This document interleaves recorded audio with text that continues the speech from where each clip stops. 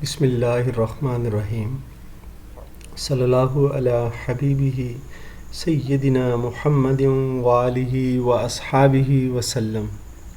जी अज़ीज़ तलबा, आज आपके साथ डिस्कस करेंगे इंतहाई अहम टॉपिक रिसर्च प्रपोजल्स के हवाले से।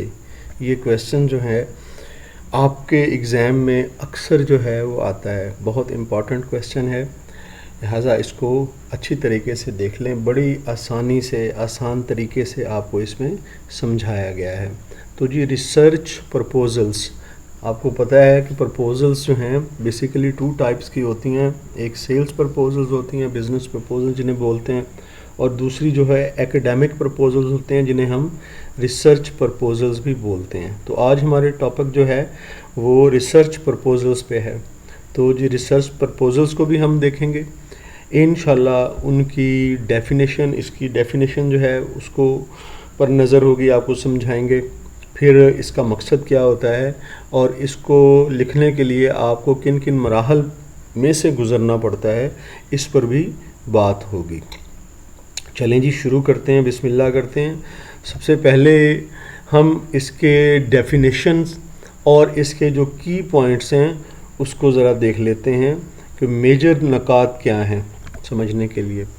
डेफिनेशंस की तरफ चलते हैं। A research proposal is a document, ये ऐसा डॉक्यूमेंट होता है that proposes a particular research project, जो कि एक जो है ना ख़ास जो कि प्रोजेक्ट लिया गया होता है और तहकीक के हवाले से लिया गया होता है, रिसर्च के हवाले से लिया गया होता है, उसके हवाले से इसमें ये जो है ना आपकी तजावीज़ात होती हैं कि इस तरह से ये जो है प्रोजेक्ट होगा।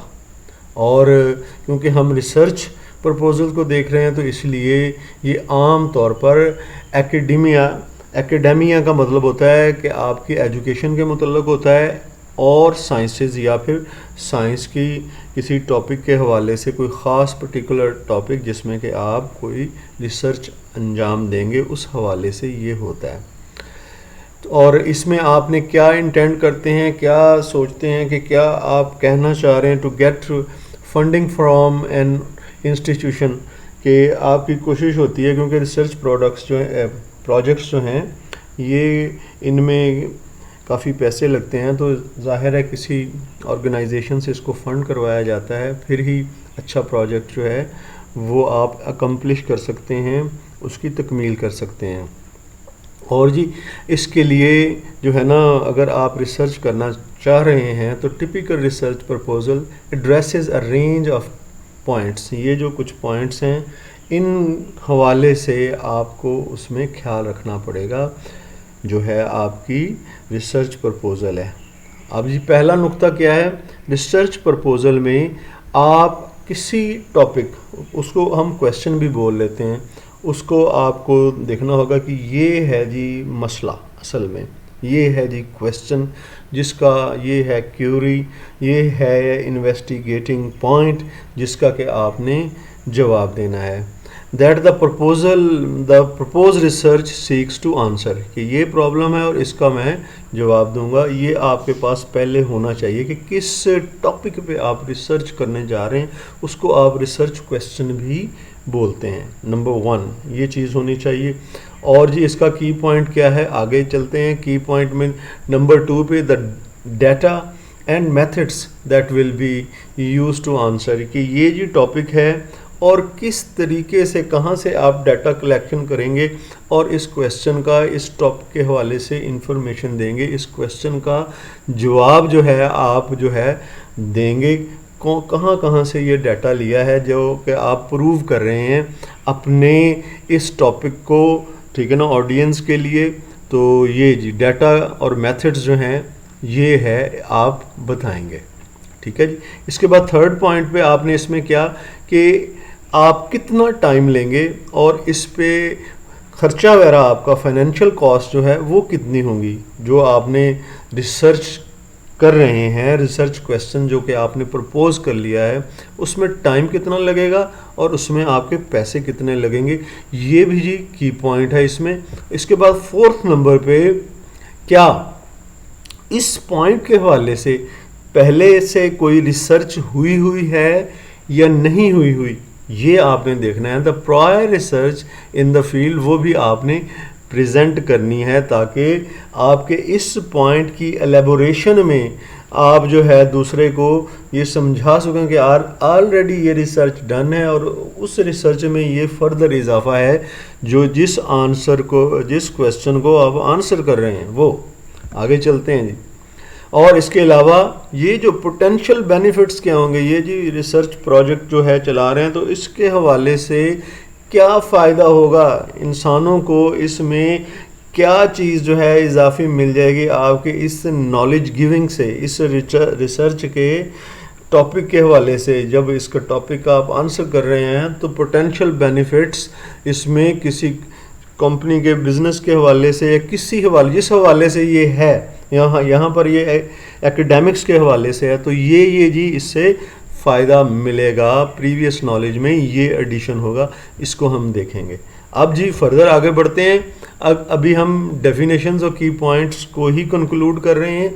और रिसर्च प्रपोजल्स जो हैं जी ये यूजुअली रिक्वायर्ड ये उस वक्त चाहिए होती हैं जब कोई भी बंदा प्लान करता है कि उसने कोई थीसिस लिखना है, डिसर्टेशन लिखना है। डिसर्टेशन भी आप पीस ऑफ राइटिंग को, जो इन्वेस्टिगेटिव पीस ऑफ राइटिंग है ना, तहकीकाती कोई भी जो आप डॉक्यूमेंट लिखते हैं उसको डिसर्टेशन भी बोलते हैं, या रिसर्च पेपर लिखना होता है आपने, उस हवाले से बेसिकली आपको रिसर्च प्रपोजल चाहिए होते हैं। इसलिए इसका फॉर्मेट जो आपका रिसर्च पेपर जो कि आपने इस रिसर्च प्रपोजल पे बेस करके जो है ना लिखना है, तो वो दोनों का जो फॉर्मेट है वो सिमिलर होना चाहिए। विद एन इंट्रोडक्शन, इसमें इंट्रोडक्शन भी होता है, लिटरेचर रिव्यू के ये सोर्सेज कहाँ कहाँ से ये आया है वो भी आपने लिखने होते हैं, और मेथड्स जो हैं जो डाटा कलेक्शन के होते हैं या फिर प्रूव करने के होते हैं वो भी सारे आपने इसमें मेंशन करने होते हैं। और फिर आखिर में आपने कंक्लूजन जो है, नतीजा ड्राइव करना होता है अपने इस सारे जो पॉइंट आपने गिविंग की हुए हैं उनका। चलें जी, ये तो था ब्रीफ सा इंट्रोडक्शन। हमारी डेफिनेशन भी आ गई और की पॉइंट्स भी आ गए आपके रिसर्च प्रपोजल के हवाले से। आगे फर्दर हम बढ़ते हैं, हम इसके पर्पस की तरफ चलते हैं कि इसमें हमारा लिखने में हमारा मकसद क्या होता है। इसमें जी हमारा मकसद ये होता है, ये हम इसको पूरी ये स्टेटमेंट पढ़ते हैं और इसमें मेजर मकसद जो है वो बयान किया गया। आगे इसको फिर डिटेल से भी पढ़ते हैं। जब मेजर पर्पस होता है जी, मेन पर्पस होता है कि आप कन्विंस करना होता है आपने अपने पढ़ने वाले को कि जो प्रोजेक्ट आप करने जा रहे हैं उसकी वैल्यू क्या है, कितना अहम है, पढ़ने वाले को आपने ये प्रूव करना होता है। और you will have to prove that you have a plan for your work, और आपने ये बताना होता है कि ये जी मेरा टॉपिक है और मेरे पास पूरा प्लान है कि मैं इसके हवाले से फुल इन्वेस्टिगेट करके अपना जो है ना पॉइंट को प्रूव करूँगा ये। और इसके अलावा कि आपके प्रोजेक्ट की जो है ना वो सक्सेस रेशो जो है विल बी 100%, सो दैट आपको फंडिंग की जा सके। इसलिए आपने ये भी प्रूव करना होता है कि आपका प्रोजेक्ट जो है वो सक्सेसफुल होगा, और आपके रीडर को ये भी श्योर होना चाहिए, sure that it is not another useless piece of writing, कि जो भी कुछ आप कर रहे हैं ये ऐसा नहीं होगा कि ये बिल्कुल ही बेकार किस्म का जो है आपका खत्ताती का लिखने का कोई नमूना कोई डॉक्यूमेंट होगा, ऐसा नहीं होगा। ये सक्सेसफुल जो है वो राइटिंग होगी जो कि ख़ास एडिशन करेगी एकेडमिक नॉलेज में, but a profound research work. लेकिन ये एक मुकम्मल तौर पर अच्छा बेहतरीन रिसर्च वर्क होगा, एक्सट्रीमली इम्पॉर्टेंट फॉर साइंस, या फिर यहाँ पर साइंस की जगह आप एजुकेशन भी कर सकते हैं। और आपका ये वर्क जो है एजुकेशन के हवाले से या साइंस के हवाले से बहुत इम्पॉर्टेंट होगा। आगे जी फर्दर पर्पस को ही एक्सप्लोर करते हैं इस इलिस्ट्रेशन के ज़रिए। देखें जी ये क्या आप अपने इसमें आपका एम क्या होता है, जो अभी हमने स्टेटमेंट पढ़ी कि आपने ये बताना होता है अपने रीडर को कि ये आपका पीस ऑफ राइटिंग जो है बहुत इम्पॉर्टेंट है। और दूसरा कि ये जो है इसमें आपकी बेसिस जो है ना वो जो एकेडमिक बेसिस हैं, जो आपका पॉइंट लिया गया, जो क्वेश्चन है वाकई उसकी ज़रूरत थी, वो स्ट्रॉन्ग नुक्ता नज़र है जिसको आप प्रूव करने जा रहे हैं, ठीक है। और उसके साथ साथ through well thought out of in terms of its research method, के जो आप रिसर्च मेथड इसमें यूज़ करेंगे वो वाकई आपने बहुत सोच समझ के बड़ी इन्वेस्टिगेशन के साथ आपने निकालने हैं और यकीनन आप सक्सेसफुल होंगे और फिजिबल भी होंगे ये, यानी कि जो जिस काम के लिए ये इस्तेमाल हो रहे हैं उस काम को ये प्रूव भी करेंगे, फिजिबल भी होंगे। ठीक है जी, ये जी इलिस्ट्रेशन है, ये भी उन्हीं पॉइंट्स को बता रही है जो कि आपके रिसर्च प्रपोजल का पर्पस जो है उसको क्लियर करते हैं। आगे चलते हैं फर्दर, हम पर्पस और इसकी इम्पोर्टेंस को फर्दर एक्सप्लोर करते हैं कि रिसर्च प्रपोजल्स के पर्पस और इसका इम्पोर्टेंस जो है क्या है, इसको फर्दर हम एक्सप्लोर करते हैं। प्राइमरी गोल जी ये होता है रिसर्च प्रपोजल का कि आपने कन्विंस करना होता है अपने स्पॉन्सरिंग इंस्टीट्यूशन को, ऐसा इंस्टीट्यूशन जो आपने यूज़ किया है आपके रिसर्च प्रोजेक्ट में आपको फंडिंग दे रहा है उसको आपने कन्विंस करना होता है कि आपका ख़ास particular research project is worth while, की ये जो वाकई ही कीमती चीज़ है, ये कोई फजूल चीज़ नहीं है, वर्थ वाइल है, वाकई ये अहम चीज़ है। और document usually aims to cover the aspects below, और ये एस्पेक्ट्स हैं, ये इनके हम पॉइंट वाइज हमने लिखे हुए हैं, इनको आपका ये प्रोजेक्ट कवर करेगा, ये इसका पर्पस और इम्पोर्टेंस में अहम। सबसे पहले के ये जो है जी प्रीवियस नॉलेज जो पहले से एग्जिस्ट करता है और इसमें आपका जो आपने क्वेश्चन लिया रिसर्च में there is relevance, convince the reader, आपने करना होता है कि आपका जो प्रोजेक्ट है बिल्कुल ओरिजिनल है, इंटरेस्टिंग है और एसेंशियल फॉर रिसर्च फील्ड, और रिसर्च फील्ड के लिए जो कि आपने चूज़ किया है उसके लिए यू आर वर्किंग इन जिस रिसर्च फील्ड में, उसके लिए ये इंतहाई अहम है। आगे फर्दर जी दूसरा पॉइंट आपने कॉन्टेक्स्ट जो है ना वो ये है कि आप किस कदर जो है आपने ये कि क्योंकि रिसर्च कंडक्ट करने जा रहे हैं कि आपको रिसर्च प्रोसेस में उस फील्ड में कोई पहले से भी कोई मतलब तजर्बा है, आप इसको वाकई प्रूव कर पाएंगे उस कॉन्टेक्स्ट में, तो ये बताना होता है उस माहौल। डिमॉन्स्ट्रेट योर फेमिलियरिटी, के आप जानते हैं उस आप फेमिलियर हैं, आप जानते हैं, शो करेंगे, डिमॉन्स्ट्रेट का मतलब शो करेंगे विद द रिसर्च फील्ड, जिस रिसर्च को आप कंडक्ट करने जा रहे हैं इस फील्ड को वाकई आप जानते हैं। Show that you know its current state, और आपको ये भी पता है कि ये जो रिसर्च है इसकी करंट जो है मौजूदा स्टेट क्या है और उसमें आपकी डीप अंडरस्टैंडिंग है उसके हवाले से जो लिटरेचर एग्जिस्ट करता है, तो इसलिए ये सारा कॉन्टेक्स्ट रिलेटेड जो है मामलात हैं आपने ये शो करना होता है, डिमॉन्स्ट्रेट करना होता है कि आप इन्हें फेमिलियर हैं, इससे फेमिलियरिटी आपकी, आप इसे जानते हैं। ये जी दूसरा कॉन्टेक्स्ट के हवाले से हो गया। और तीसरी बात जो है अप्रोच ये है कि आप इसे करेंगे किस तरह से, आपकी एक्सप्लेन योर मेथडोलॉजी, आप इसका जो मेथड है जो आप यूज़ करेंगे अपने रिसर्च को प्रूव करने के लिए आपने अप्रोच की हेडिंग के थ्रू लिख के बताना है। Show that your data and methods are thought about well, कि जो आपने डाटा और जो मेथड यूज़ करने हैं उस पर आपने वाकई बहुत सोचा है, काम किया है, तभी आप इसको यूज़ कर रहे हैं। ठीक है जी, ये आगे चलते हैं इसकी पर्पस और इम्पोर्टेंस के हवाले से। तीसरा पॉइंट टॉक के फिजिबिलिटी, वाकई आप इसको कर भी पाएंगे कि नहीं। Talk about the practical side of your project, practical side के बारे में तभी टॉक करेंगे वाकई क्या इसको जो है आप कर भी पाएंगे, रियलाइज कर भी लेंगे ये सारी चीज़ें जो आप करने जा रहे हैं। Confirm that you are able to complete the research within the limits of programme, कि जो आपने हद सेट की है अपनी रिसर्च के लिए आप उसी हद के अंदर, उसी टाइम फ्रेम के अंदर अपने रिसर्च प्रोजेक्ट को पूरा करेंगे। और the institution you are applying to, या जिस इंस्टीट्यूशन में आप ये प्रेजेंट करने जा रहे हैं रिसर्च, वहाँ पर ये रिसर्च आप टाइमली जो है उसको कंप्लीट कर सकेंगे। क्या इस हवाले से सारी फिजिबिलिटी आपके पास है, ये चीज़ आपने साबित करनी होती है अपने रीडर के लिए।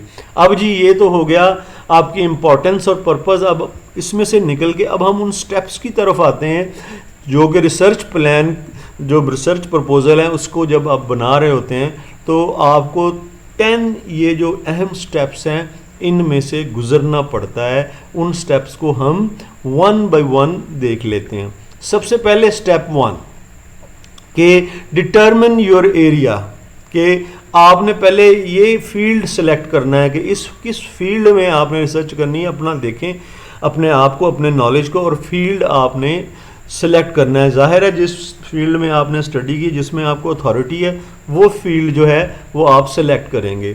ठीक है नहीं। Talk about practical side of your project के इसकी अमली साइड पे आपने बात करनी है। Confirm that you are able to complete the research within the limits of the programme और the institution you are applying to. ये हमने पहले भी देख लिया। अब आगे चलते हैं स्टेप 2 में, स्टडी लिटरेचर, कि आपने उस हवाले से पहले से एग्जिस्टिंग लिटरेचर की स्टडी, जो सेकंड स्टेज है, you need to read as much as literature on the journal topic as possible. जो टॉपिक है इस हवाले से जो जर्नल लिटरेचर मौजूद है उसको आपने ज़्यादा से ज़्यादा पढ़ना है। ये आपका सेकंड चीज़ है। और make notes and summarise each studies purpose, उसके नोट्स बनाएं जो कि आप पॉइंट्स प्रूव करने जा रहे हैं। एग्जिस्टिंग नॉलेज के नोट्स बनाएं, ठीक है, ताकि पता हो कि आपके पास बैकग्राउंड में या उसके बेस में ये नॉलेज मौजूद है जिसे आप बताते हुए, एक्सप्लोर करते हुए आगे चलेंगे। और फिर अपनी फाइंडिंग्स जो हैं आप जनरल लिटरेचर की स्टडी करते हुए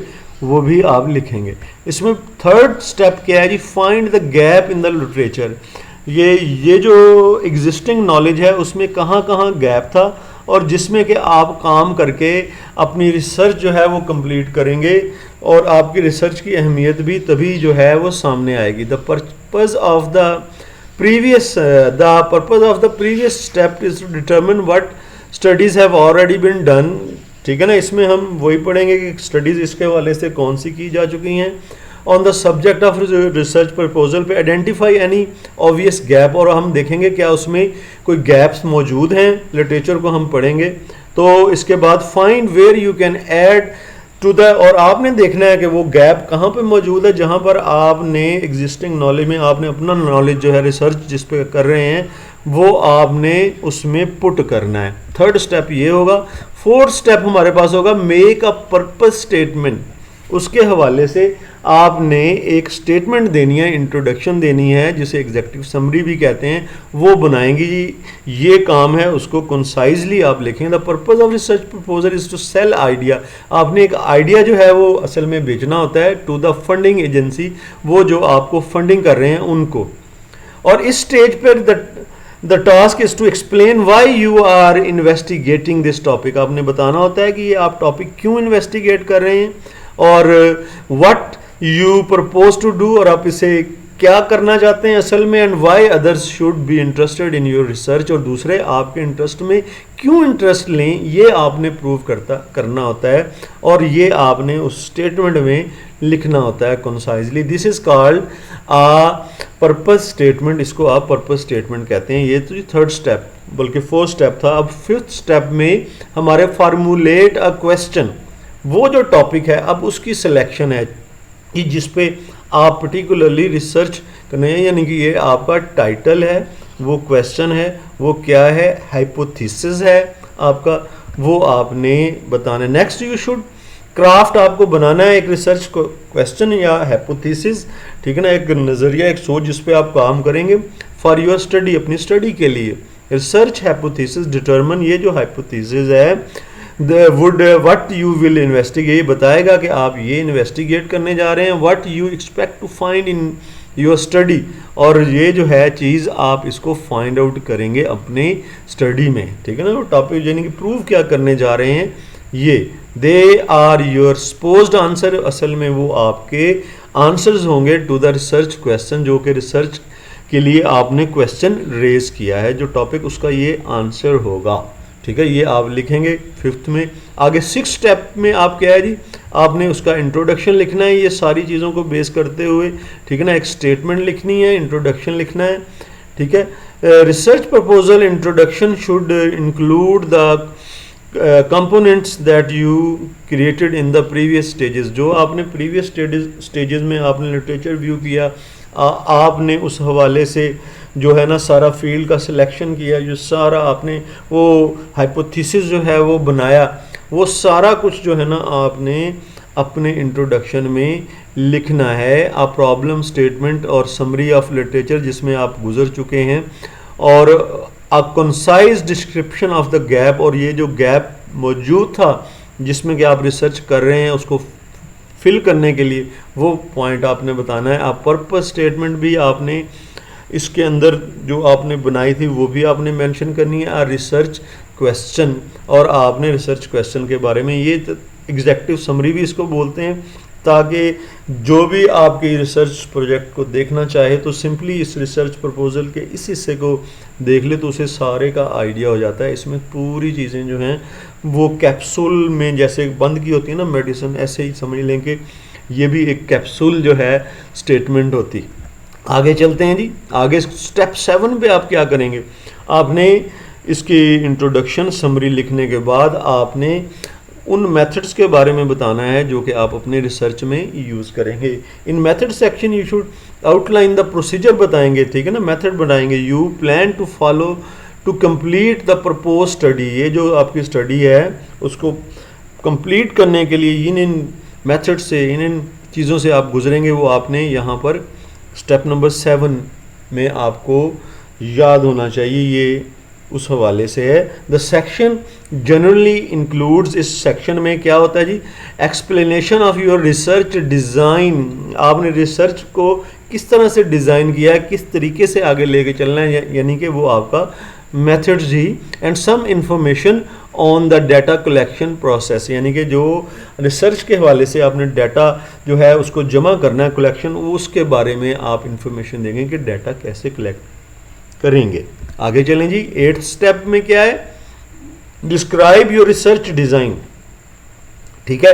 आपने जो डाटा कलेक्शन प्रोसेस किया है, outline the research design of your academic, वो आपने किस तरह से डाटा जो है वो यूटिलाइज करना है, यूज़ करना है। यू शुड डिस्क्राइब 2 और 3 पॉसिबल अल्टरनेटिव्स। एक तरीके से वो डाटा आपके पास सारा आ गया है, एक मेथड आप यूज़ कर रहे हैं, 2 या 3 मेथड और भी लिख दें कि इस डाटा को इस तरह से भी यूज़ किया जा सकता है, ठीक है ना। वो फर्दर रिसर्च करने वालों के लिए एक स्टार्टिंग पॉइंट होगा, ठीक है ना। इसलिए डाटा जो है आप किस तरह से यूटिलाइज करेंगे, यूज़ करेंगे for each part of the design, ठीक है ना। ये जो आप जोन से भी प्रपोजल दे रहे हैं उसमें 1-2 एक्स्ट्रा प्रपोजल्स साथ में, तजावीज़, ठीक है ना, करने का तरीका, डाटा कलेक्शन जो की है उसको कैसे यूटिलाइज करना है, इन तरीक़ों से भी हो सकता है, वो भी आप जो है बताएंगे ताकि दूसरी अल्टरनेटिव ऑप्शंस भी आपके रीडर के पास हों। Describe your data collection procedures, और स्टेप 9 में ये जो डाटा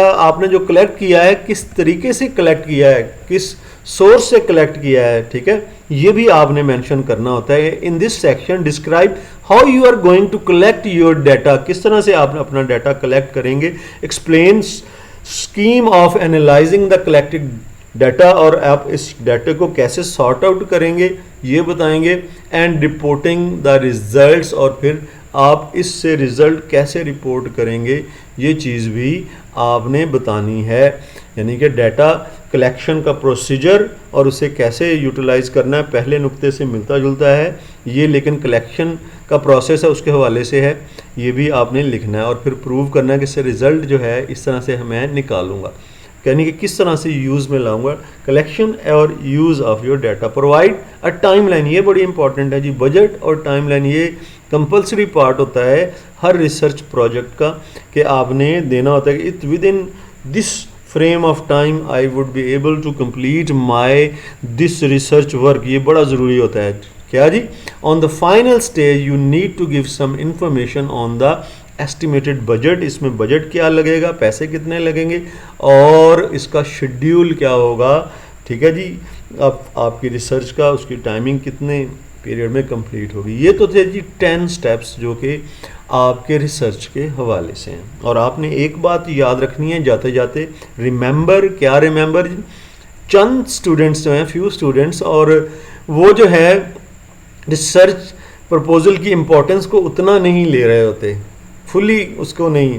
और अगर आप रिसर्च करना चाह रहे हैं तो आपका जो है ना रिसर्च प्रपोजल्स जो है ना इसमें वाकई ही ऐसा मवाद होना चाहिए, ठोस अहम मवाद, फिर ही रिसर्च करें।